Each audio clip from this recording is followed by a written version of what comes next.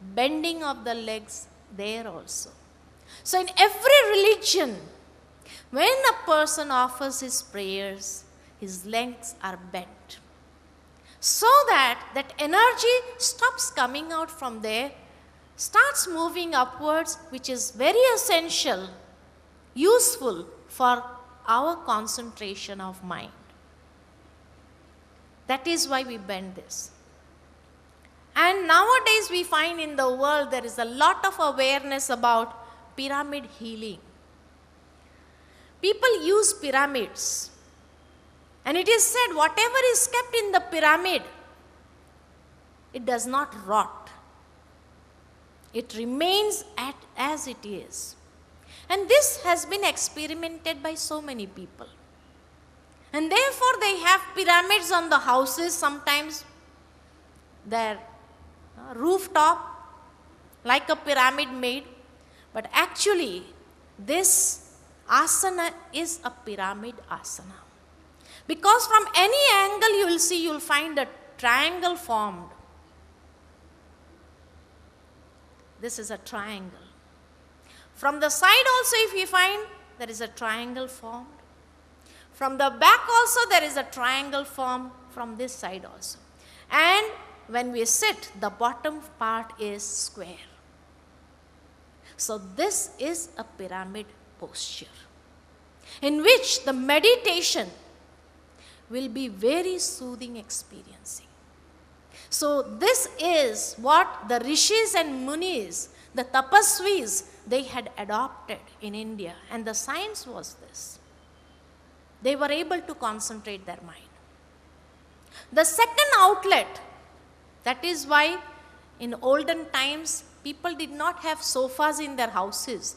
They used to sit on the ground. Even if they had guests, they used to sit down. Yes, today those who have knee problems, I do not tell them to sit in this posture.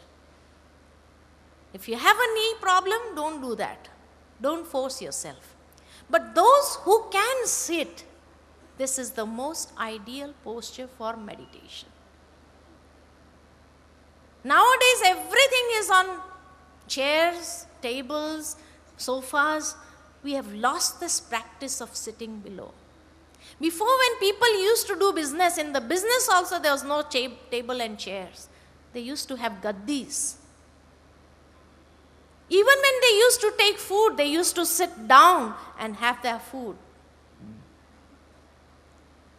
Even the students in Gurukuls, when they went for studying, they were made to sit down, so that what they learn does not go out.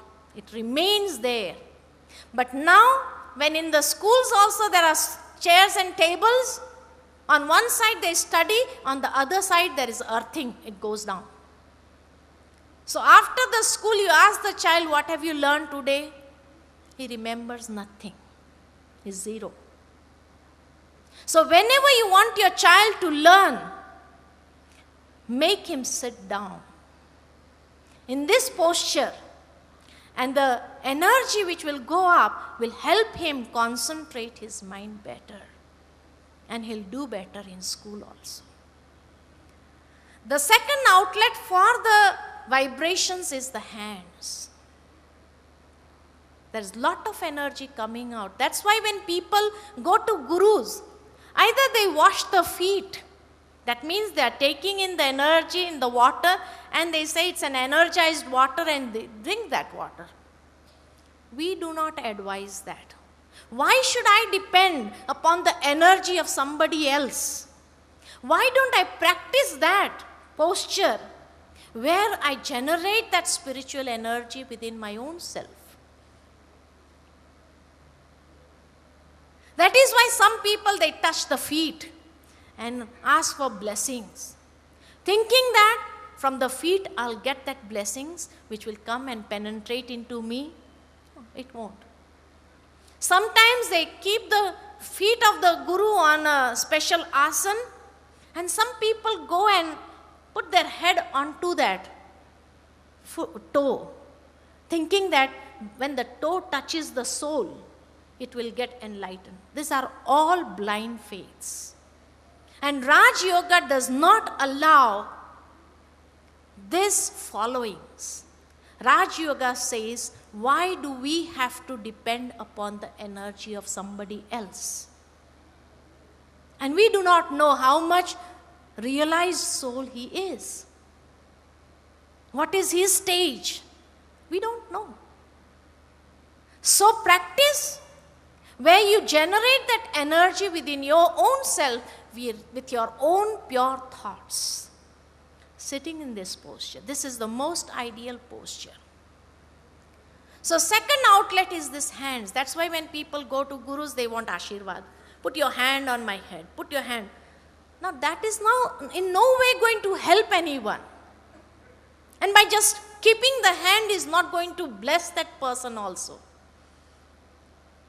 So 1 second, by placing that hand, do you think that will charge the energy of that soul? Impossible. And why should I depend upon others? So that is why in India, in Hindu religion, we folded our hands, closed the circuit, so that the flow of energy is natural. In Christian religion also, they pray with their hands folded, so that the circuit is closed and the flow of energy is natural. If this is the giving form, this is the taking form. That is why the Muslims, they held their hands up, which receive that energy. In Reiki, people help others, try to heal others with their energy by placing the hand wherever the person is feeling pain. And they feel relieved. So this means giving, and this means taking. So this is why in our world there are certain customs of sitting. It has a scientific impact. So when we sit in meditation, we see Mahatma, Buddha, all the great people, when they sat in meditation, they had their hands folded, so that the flow of energy is constant. You can sit like this, you can sit like this, whichever way you feel comfortable. And the third outlet is the eyes.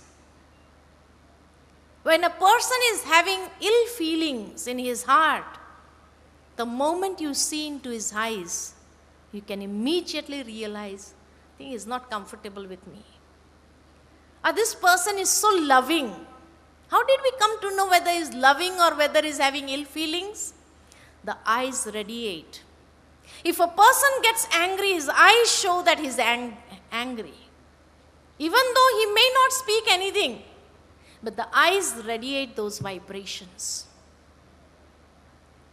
So that is why in meditation, we do not close our eyes. Why? Because if all the 3 outlets are closed, how can I release the negative energy from within? So we need one outlet so that I can release that energy. And when I focus my attention on the Supreme, I allow the vibrations to come within. I absorb those vibrations within. And what do we have to think?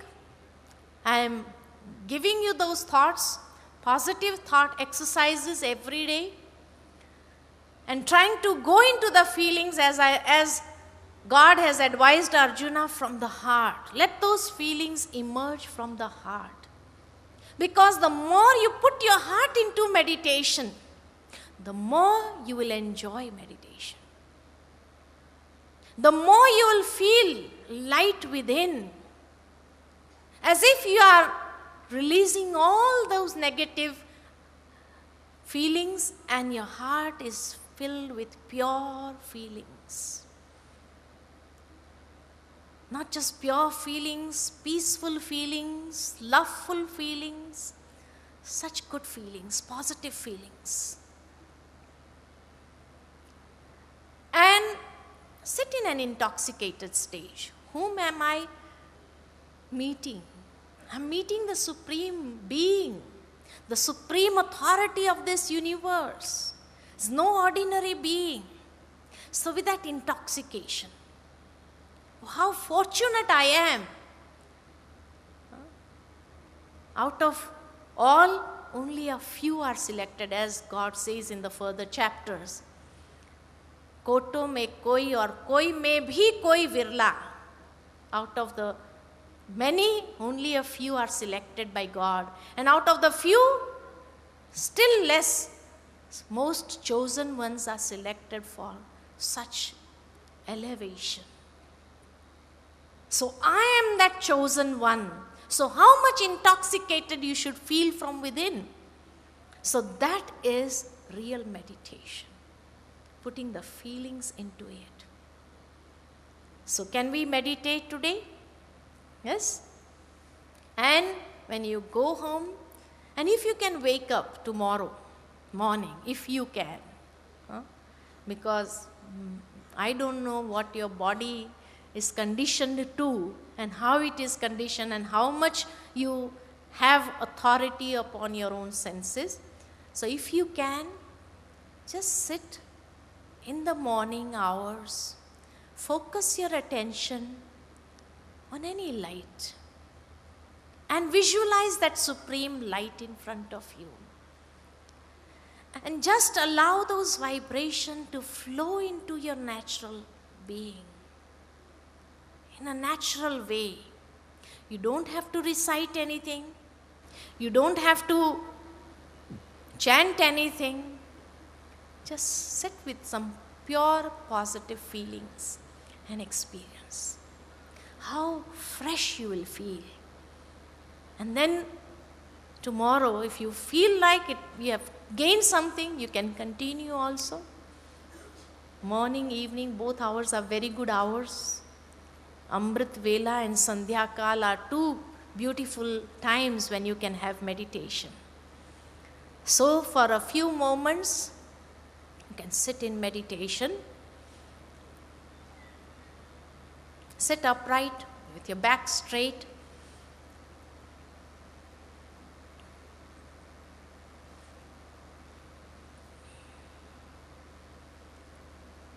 For a few moments, let us turn our attention away from the external world and focus within.